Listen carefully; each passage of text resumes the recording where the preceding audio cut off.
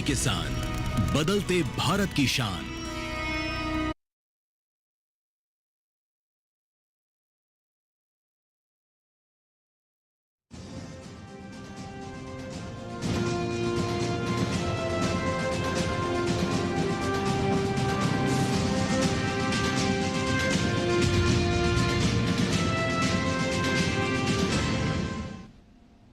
नमस्कार, किसान समाचार में आप सभी का स्वागत है। सबसे पहले मुख्य समाचार। दिल्ली के पूसा में किया गया पशु नस्ल पंजीकरण एवं नस्ल संरक्षण पुरस्कार वितरण समारोह का आयोजन। कृषि मंत्री शिवराज सिंह चौहान ने किसानों को किया सम्मानित। कहा, पशुधन विकास के लिए पशु नस्ल पंजीकरण है महत्वपूर्ण। अब तक 246 नस्लों की हुई है पहचान। पोंगल के त्यौहार पर प्रधानमंत्री नरेंद्र मोदी ने किसानों की मेहनत और योगदान को सराहा। पंजाब, बिहार और कई प्रदेशों के किसानों ने प्रधानमंत्री का जताया आभार। प्रधानमंत्री के संदेश को बताया प्रेरणादायक।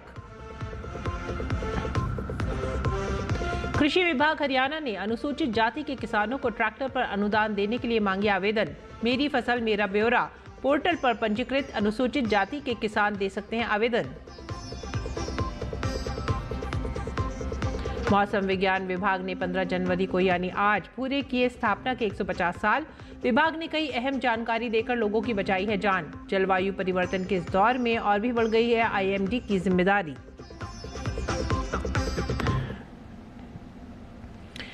खबरें अब विस्तार से। पशु नस्ल पंजीकरण प्रमाण पत्र एवं नस्ल संरक्षण पुरस्कार वितरण समारोह का आयोजन दिल्ली के पूसा में किया गया। इस अवसर पर केंद्रीय कृषि एवं किसान कल्याण मंत्री शिवराज सिंह चौहान ने गाय, भैंस, बकरी, भेड़ सहित कई पशुओं की नस्लों के संरक्षण और पंजीकरण करने पर संस्थानों और किसानों को सम्मानित किया। केंद्रीय कृषि मंत्री शिवराज सिंह चौहान ने कहा कि देश में पशुधन विकास के लिए पशु नस्ल पंजीकरण संरक्षण काफी महत्वपूर्ण है। उन्होंने कहा कि अभी तक 246 नस्लों की पहचान हुई है।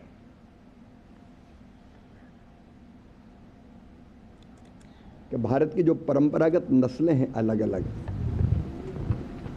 गाय की, भैंस की, बकरी, भेड़, मुर्गा, बतख, ये हमारे पास जो संपदा है बहुत अमूल्य है। इसको संरक्षित करना, कंजर्वेशन करना, बचा के रखना और इसका रजिस्ट्रेशन करना, ये दोनों बहुत महत्वपूर्ण है। हमारे पशुधन के विकास के लिए भी,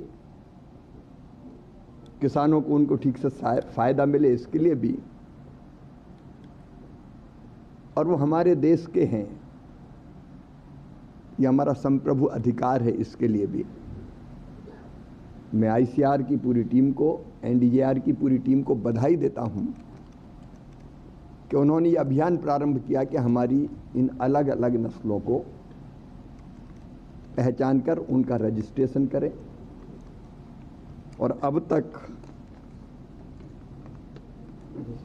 246 ऐसी अलग अलग नस्लें पहचानी गई है। पोंगल के त्यौहार पर प्रधानमंत्री नरेंद्र मोदी ने किसानों की मेहनत और योगदान को सराहा। पंजाब के किसानों ने आभार जताते हुए प्रधानमंत्री का संदेश किसानों को और अधिक जागरूक और प्रेरित करता है। जैसे प्रधानमंत्री जी ने बोला है कि किसान की आमदन दोगुना होनी चाहिए, तो हमारा भी लक्ष्य बनता है, फर्ज बनता है कि हम सभी मिलकर ऑर्गेनाइजर खेती करें, तुप्का सिंचाई को कामयाब करें। सानू तुमके सिंचाई नाल करनी चाहिए फसल जी पानी घट होगा उपर आऊगा, पानी साल उपर आऊगा, जिन्ना उपर आऊगा उन्ना ही वातावरण शुद्ध होएगा, फसलां भी वधिया होणगियां। हाँ जी, अग्गे जी आप अजकल सरकारों ने चलाइया उनके नाल जो कैंसर दी बीमारियां वगैरह या ब्लड प्रेशर ये इसे करके आ रही ने, जी खादा पाने ज़्यादा स्प्रेयां करने ज़्यादा इन्ना करके सारा कुछ। अगर दूजियां होणगियां ऑर्गेनिक होणगियां उनके नाल सारा बचाव होगा, सारा वातावरण वधिया रहेगा। पोंगल के मौके पर प्रधानमंत्री नरेंद्र मोदी के संबोधन पर बिहार के किसानों ने प्रधानमंत्री के संदेश को प्रेरणादायक बताते हुए कहा कि जल प्रबंधन और रासायनिक खादों पर निर्भरता कम करने के उपाय फायदेमंद होंगे।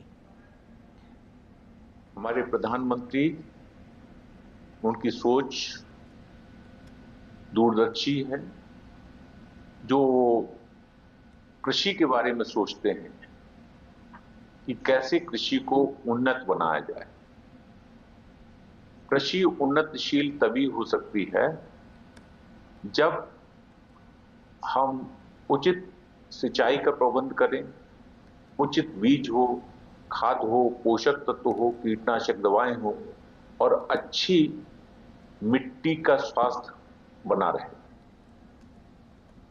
खेती जो है हम लोग का खासकर ग्रामीण क्षेत्रों में एक लैब निर्भर करता है खेती से ही। बात रही पर्यावरण के अनुकूल खेती, तो इसके लिए हम लोग को जैविक उत्पादन पर हम लोग ज़्यादा ध्यान देना चाहिए, जैविक खाद पर भी ज़्यादा अधिक से अधिक फोकस करना चाहिए। नेचुरल खाद का भी प्रयोग किया जाए खेती में, इस सबसे पर्यावरण सुधार होगा। और रसायन खाद कम, वर्मी कंपोस्ट सब यूज किया जाए, सबसे अच्छा रहता है, फसल भी अच्छा रहता है, पर्यावरण भी अच्छा रहता है। प्राकृतिक खेती बहुत अच्छा चीज़ है और इससे वाटर रिसोर्सेज का ड्रिप इरिगेशन से बहुत बड़ा फर्क पड़ता है। इससे पानी की बचत होती है, फसल बहुत अच्छा होता है, भरपूर होता है। आज के टाइम में प्राकृतिक खेती बहुत ही अच्छी चीज़ होती है। साथ साथ ड्रिप इरिगेशन भी बहुत अच्छी चीज़ है, जिससे कि वाटर मैनेजमेंट भी अच्छा होता है, फसल भी अच्छी होती है और पानी की बचत भी होती है। पोंगल के मौके पर प्रधानमंत्री नरेंद्र मोदी के संबोधन पर झारखंड के किसानों ने भी खुशी जताई और उनके संदेश को सकारात्मक रूप से स्वीकार किया।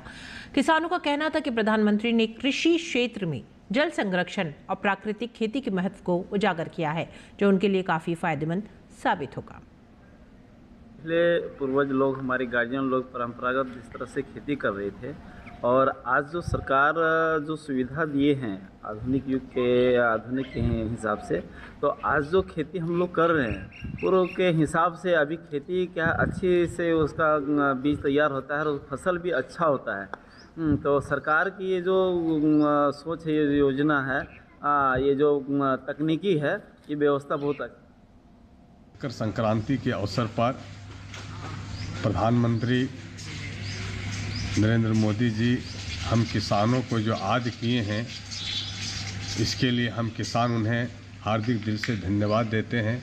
और वो किसान के क्षेत्र में बहुत बड़ा योगदान है उनका, ताकि किसान की आमदनी बढ़ रही है दिन दुनी रात चौगुनी। परंपरागत जो खेती होती थी उस हिसाब से नहीं हो रहा है। अब अच्छे नियम से हम लोग कर रहे हैं खेती। अभी जो सरकार का नियम है टपक स्थिति से, उस हिसाब से हम लोग खेती कर रहे हैं और अच्छा खेती है। इस बार पोजीशन भी खूब बढ़िया चल रहा है और जैसा चाहिए वैसा हम लोग को मिल भी रहा है फसल। कृषि एवं किसान कल्याण विभाग हरियाणा द्वारा अनुसूचित जाति के किसानों को ट्रैक्टर पर अनुदान देने के लिए ट्रैक्टर अनुदान योजना वर्ष 2025-26 के लिए आवेदन मांगे गए हैं। खेती में ट्रैक्टर सबसे उपयोगी कृषि मशीन है, जिसका उपयोग किसान फसलों की बुआई के लिए खेत की तैयारी से लेकर कटाई के बाद तक करते हैं। ऐसे में अधिक से अधिक किसान ट्रैक्टर खरीद सकें, इसके लिए सरकार द्वारा किसानों को विभिन्न योजनाओं के तहत ट्रैक्टर पर अनुदान दिया जाता है। इसी कड़ी में हरियाणा के कृषि एवं किसान कल्याण विभाग द्वारा अनुसूचित जाति वर्ग के किसानों को सशक्त बनाने हेतु वर्ष 2025-26 के लिए ट्रैक्टर अनुदान योजना के अंतर्गत आवेदन आमंत्रित किए गए हैं। इच्छुक किसान 15 जनवरी 2026 तक विभागीय पोर्टल www.agriharyana.gov.in पर आवेदन कर सकते हैं। हरियाणा के कृषि विभाग के मुताबिक सरकारी प्रवक्ता ने बताया कि मेरी फसल मेरा ब्यौरा MFMB पोर्टल पर पंजीकृत अनुसूचित जाति के वे किसान जिनके नाम कृषि भूमि है, परिवार पहचान पत्र PPP फैमिली ID के अंतर्गत परिवार के किसी भी सदस्य के नाम पर भूमि मान्य 15 हॉर्स पावर HP या उससे अधिक क्षमता के ट्रैक्टर पर 3 लाख रुपए प्रति इकाई अनुदान के लिए ऑनलाइन आवेदन कर सकते हैं।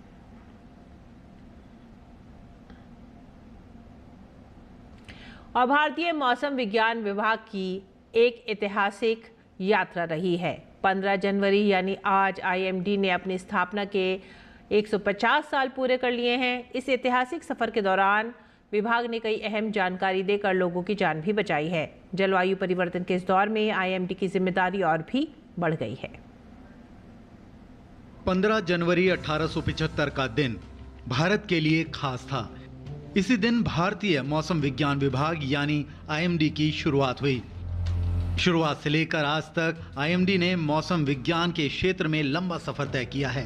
करीब 150 सालों से यह विभाग मॉनसून की सही जानकारी देकर, चक्रवात और बाढ़ की समय पर चेतावनी देकर देश के करोड़ों लोगों की जान और रोजी रोटी की रक्षा कर रहा है।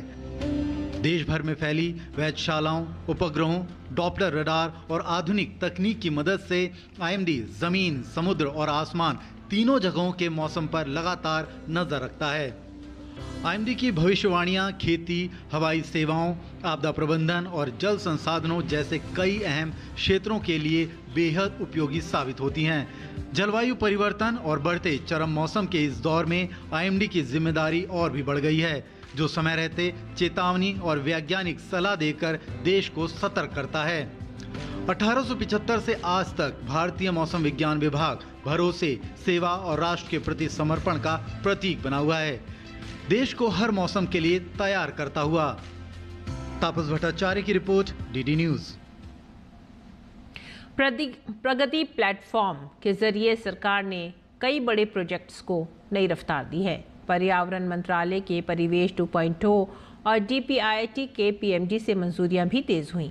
जनवरी 2026 तक कोई मामला लंबित नहीं, जो सक्रिय और समन्वित शासन की सफलता दिखाता है। प्रगति से कैसे सफल हुई पर्यावरण मंत्रालय की परियोजना, देखिए हमारी इस खास रिपोर्ट में।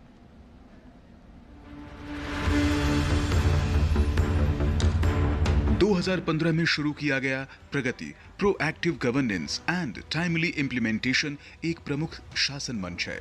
इसके जरिए प्रधानमंत्री, केंद्रीय मंत्रालयों और राज्य सरकारों के बीच सीधे संवाद होता है।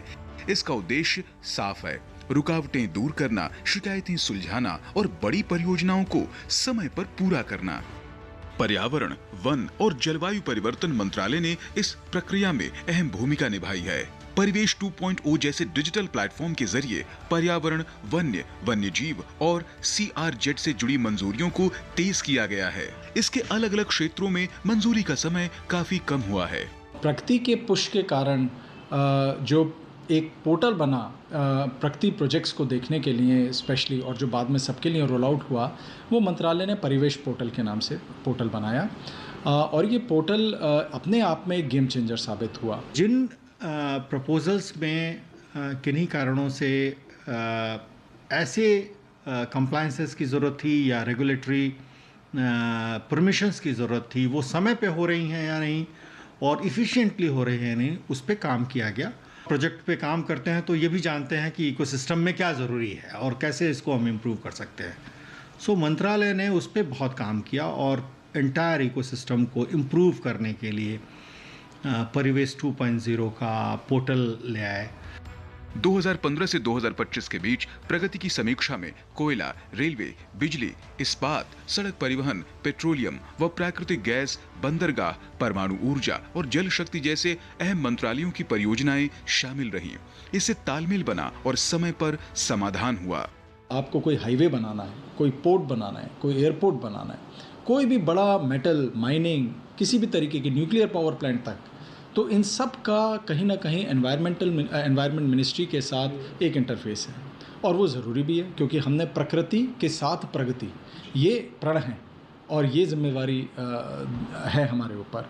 तो इस वजह से ये इम्पॉर्टेंट था कि हम जो भी एक सिस्टम डेवलप करें, वो सिस्टम ऐसा हो कि जितने भी उसके स्टेक होल्डर हैं, चाहे प्राइवेट हो, चाहे और मंत्रालय हो, चाहे और डिपार्टमेंट हो, स्टेट गवर्नमेंट हो, वो सब उस सिस्टम को ईजीली एक्सेस कर सकें। परिवेश 2.0 में और भी बहुत सी खासियत है। सबसे बड़ी खासियत तो ये है कि जो प्रोजेक्ट करने वाली एंटिटी है, अगर वो अपनी KML फाइल को पोर्टल पे डाले तो उसको ये पता चलता है कि उसका प्रोजेक्ट किस स्थल पे पड़ रहा है, जिससे वो ये जान पाता है कि अगर हम यहाँ प्रोजेक्ट करने वाले हैं तो यहाँ हमको फॉरेस्ट, वाइल्ड लाइफ, CRZ या इन्वायरमेंटल क्लियरेंस की ज़रूरत होगी या किस तरह के क्लियरेंस की ज़रूरत होगी और उसकी क्या प्रक्रियाएँ हैं।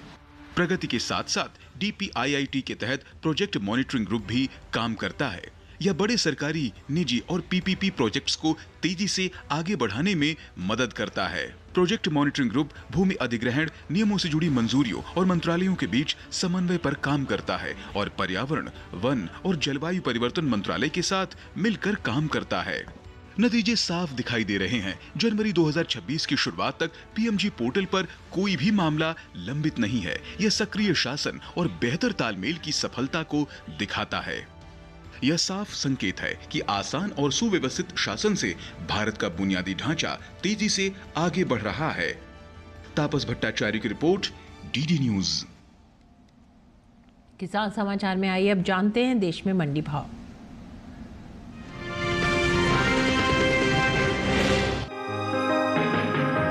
कृषि मंत्रालय की ओर से बागवानी फसलों के लिए जारी तीसरे अग्रिम अनुमान के अनुसार साल 2024-25 में देश में खीरे की पैदावार बढ़कर करीब 21,12,000 टन तक पहुंच सकती है, जबकि पिछले साल इसी अवधि में खीरे की उपज 20,50,000 टन रही थी। ऐसे में पैदावार में आई ये बढ़ोतरी आने वाले समय में खीरे के बाजार और निर्यात पर असर डाल सकती है। फिलहाल देश की ज्यादातर मंडियों में इन दिनों खीरे की आवक पहले की तरह ही सामान्य बनी हुई है। इसके हाजिर भाव को देखें तो एग्मार्कनेट के मुताबिक 13 जनवरी को हरियाणा की अंबाला मंडी में खीरे की कीमत थी 1,000 रुपए। 14 जनवरी को इसके सौदों में कोई बदलाव नहीं आया और खीरा 1,000 रुपए पर बना रहा। राज्य की ही हिसार मंडी में इस दौरान खीरे के सौदे नरमी के साथ हुए।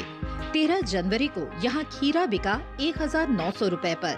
14 जनवरी को इसकी कीमत 200 रुपए गिरकर 1,700 रुपए पर आ गई। उत्तर प्रदेश की बलरामपुर मंडी में खीरे को देखे तो यहाँ 13 और 14 जनवरी को खीरा बिना किसी उठापटक के 2,450 रुपए पर बरकरार रहा। उत्तर प्रदेश की दूसरी मंडियों में खीरे के भाव पर नजर डाले तो बुधवार के दिन यहाँ के बुलंदशहर मंडी में खीरे की कीमत रही 1,400 रुपए। लखनऊ मंडी में दाम रहा 2,350 रुपए। रायबरेली मंडी में इस दौरान खीरे के सौदे 2,150 रुपए पर हुए। खीरे के निर्यात को देखें तो एपीडा की ओर से जारी ताज़ा आंकड़ों के मुताबिक साल 2024 में ककड़ी और खीरे का कुल निर्यात 2,44,243 मीट्रिक टन के पार पहुंच गया था, जिसकी अमेरिकी डॉलर में कीमत 256.58 मिलियन डॉलर है।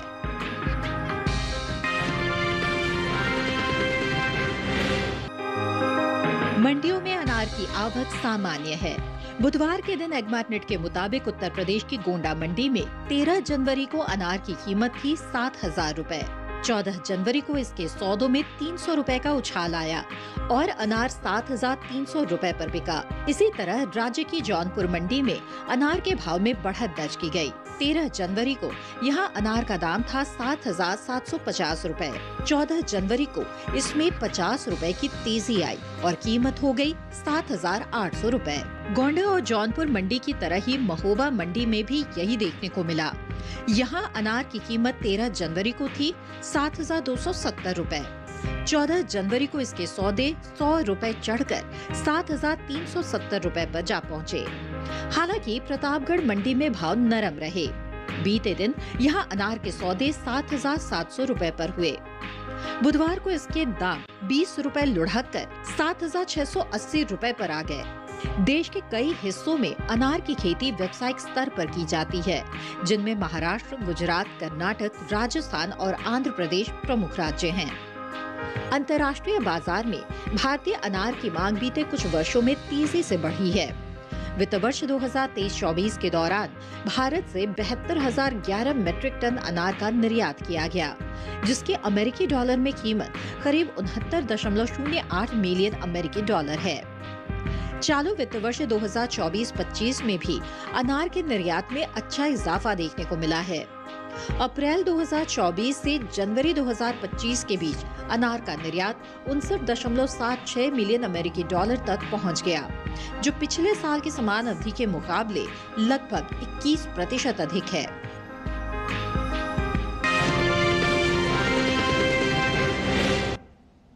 आइए अब बात करते हैं मौसमी खेती की। किसान इस मौसम में कैसे रख सकते हैं अपनी खेती का ख्याल, देखते हैं।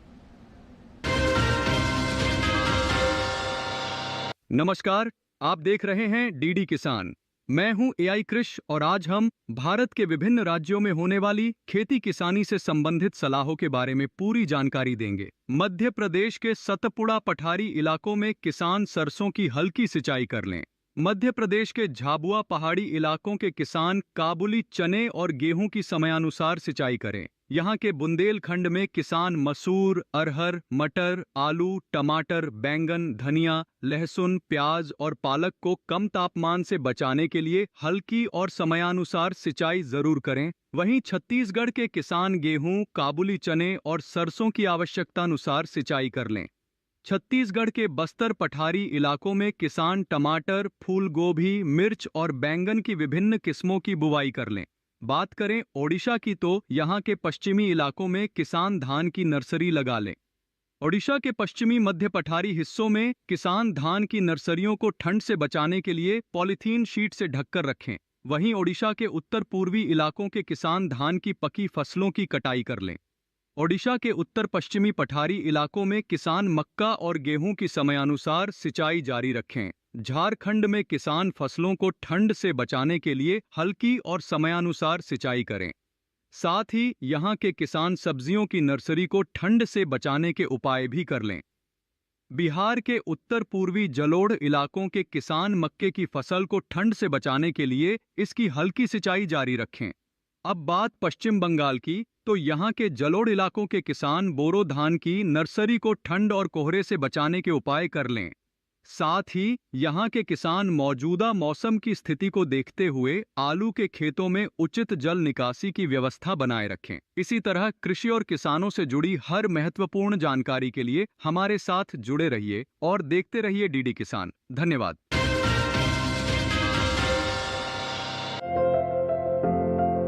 ये समय बैंगन की बुआई के लिए अनुकूल है। बैंगन की बुआई करने से पहले खेतों को अच्छी तरह तैयार कर लें। खेतों की जुताई कर जमीन को समतल कर लें। बुआई करते समय पौध से पौध की दूरी 60 सेंटीमीटर और पंक्ति से पंक्ति की दूरी 60 से 75 सेंटीमीटर रखें।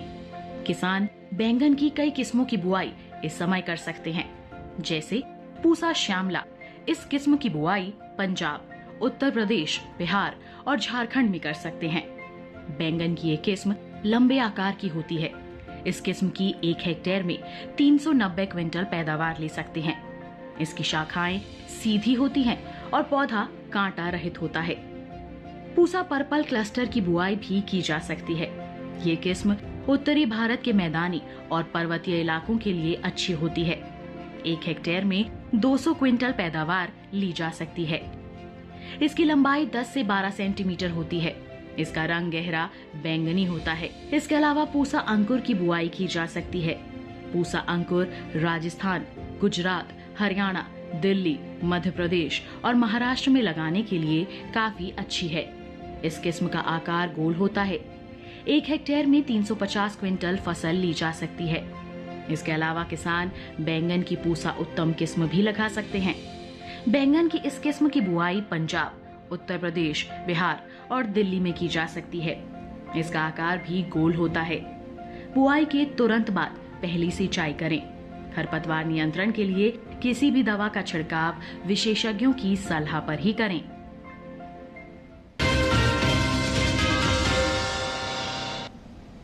खेती किसानी के साथ आइए अब नजर डालते हैं कुछ और खास खबरों पर। खास खबर में राष्ट्रपति द्रौपदी मुर्मू पंजाब और राजस्थान के दौरे पर हैं। वे आज अमृतसर में गुरु नानक देव विश्वविद्यालय के 50वें वार्षिक दीक्षांत समारोह में शामिल हुए। राष्ट्रपति शुक्रवार को जालंधर में डॉक्टर BR अम्बेडकर राष्ट्रीय प्रौद्योगिकी संस्थान के 21वें दीक्षांत समारोह में शामिल होंगी। साथ ही जयपुर में 1008 कुंडीय हनुमान महायज्ञ में भी शामिल होंगी। राष्ट्रमंडल के अध्यक्षों और पीठासीन अधिकारियों का 28वां सम्मेलन CSTOC आज से नई दिल्ली में शुरू हुआ। 3 दिवसीय इस सम्मेलन में 60 से अधिक राष्ट्रमंडलों, देशों और अर्ध स्वायत्त सांसदों के अध्यक्ष और पीठासीन अधिकारी भाग ले रहे हैं।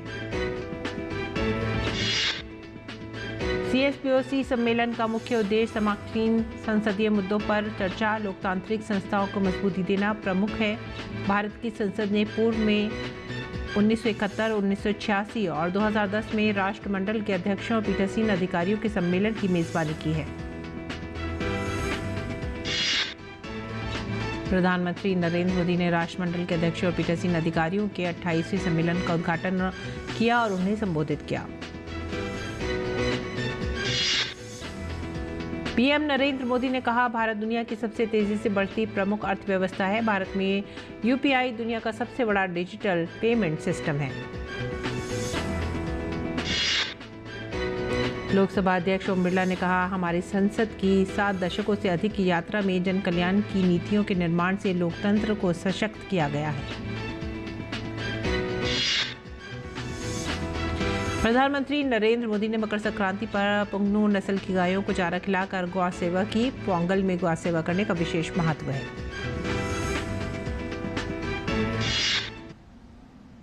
इसी के साथ ही आप हमारी पूरी टीम को दीजिए आज्ञा। नमस्कार।